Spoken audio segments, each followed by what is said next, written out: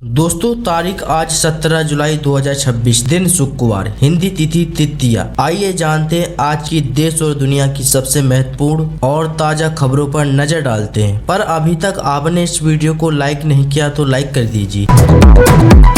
America के राष्ट्रपति Donald Trump ने स्ट्रेट ऑफ हॉर्मुज जल मध्य से गुजरने वाले जहाजों पर 20% शुल्क लगाने का फैसला वापस ले लिया है। अब उन्होंने कहा है कि खाड़ी देशों के साथ बड़े व्यापार और निवेश समझौते किए जाएंगे। उनका दावा है कि इससे अमेरिका में निवेश बढ़ेगा, नई फैक्ट्रियां लगेंगी और लाखों लोगों को रोजगार मिलेगा।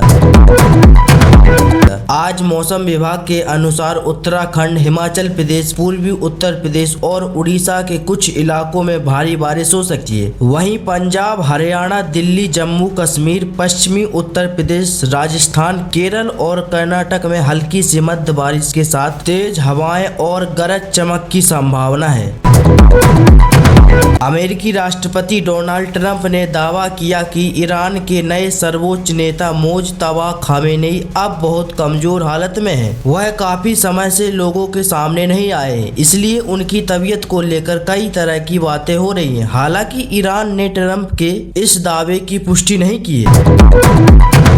सोनम वांगचुक 20 दिनों से भूख हड़ताल पर हैं। बीजेपी का कहना है कि कम लोग समर्थन के लिए आ रहे हैं, इसलिए उनसे अनशन खत्म करने को नहीं कहा जा सकता है। वांगचुक जी का कहना है कि लोग सरकार पर दबाव बनाएं, तभी वह अनशन खत्म करने पर विचार करेंगे। पेट्रोल में इथेनॉल मिलाने पर बहस चल रही है। कुछ लोग कहते हैं कि इससे गाड़ी और पर्यावरण दोनों का नुकसान हो सकता है। जानकारों का कहना है कि इथेनॉल बनाने में भी पानी, खेती और जमीन पर असर पड़ता है। इस विषय पर विशेषज्ञों ने अपनी राय दी है। आपका इस बारे में क्या कहना है? कमेंट में अपनी राय जरूर बताइए। स्ट्रेट ऑफ हॉर्मुज में हुए हमले में एक भारतीय समुद्री कर्मचारी की मौत हो गई है और कई भारतीय घायल हो गए हैं। इसके बाद भारत ने ईरान को कड़ा संदेश दिया। भारत ने कहा कि भारतीय लोगों की जान से खिलवाड़ बर्दाश्त नहीं होगा। इससे पहले भारत अमेरिका को भी इसी तरह सख्त संदेश दे चुका है।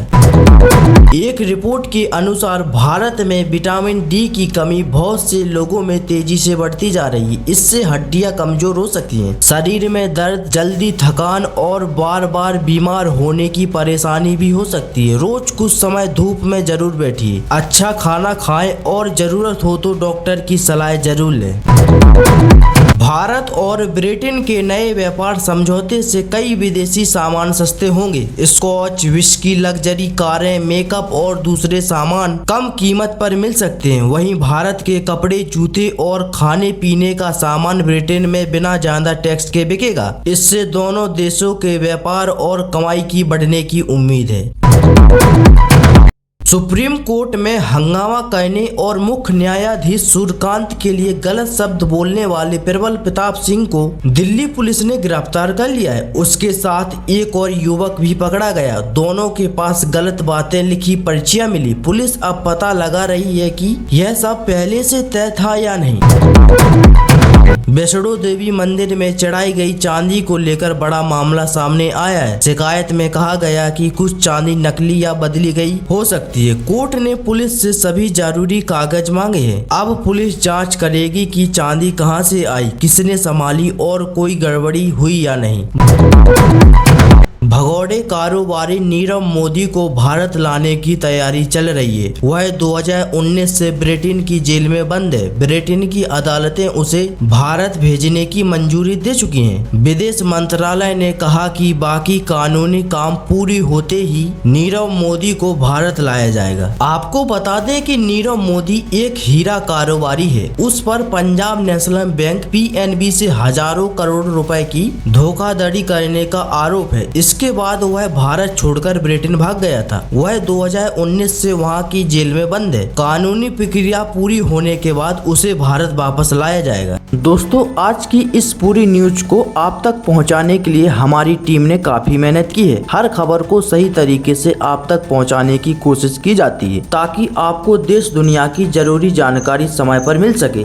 अगर आपको हमारा यह प्रयास पसंद आया हो तो वीडियो को एक लाइक जरूर करें। आपका एक छोटा सा लाइक हमारी पूरी टीम का हौसला बढ़ाता है और हमें आगे भी इसी मेहनत के साथ आपके लिए बेहतर खबर लाने की प्रेरणा देता है। ऐसे ही जुड़े रहिए हमारे साथ क्योंकि आपकी पसंद और आपका समर्थन ही हमारी सबसे बड़ी ताकत है। धन्यवाद और साथ ही चैनल को सब्सक्राइब करना मत भूलिए। मिलते हैं किसी और न्यूज के साथ।